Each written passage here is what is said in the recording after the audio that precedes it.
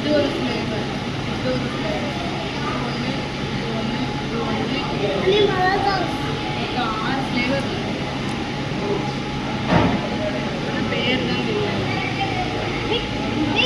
இது என்ன சொல்லுங்க தம்பி காட்டு, இங்கே பாரு தம்பி.